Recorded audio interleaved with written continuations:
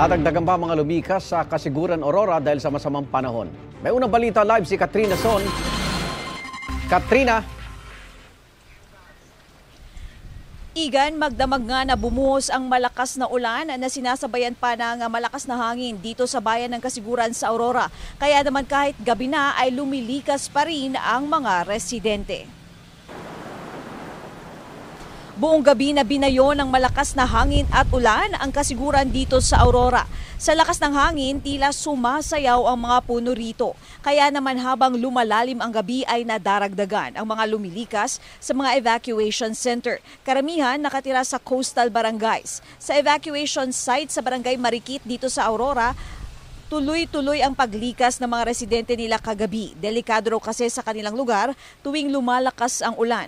Pasado alas 9 naman ng gabi nang mawalan na ng kuryente sa buong bayan ng Kasiguran.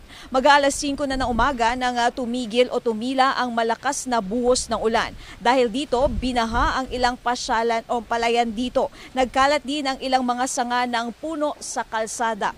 Igan, sa mga oras na ito, lumalakas ulit yung ulan at sinasabayan din yan na malakas na ihip ng hangin. Kanina nung nag-ikot tayo dito, nakita rin natin na umapaw na yung ilog dito sa kanilang kalsada, no, dahilan kung kaya namatay ang ilang hayop. Igan?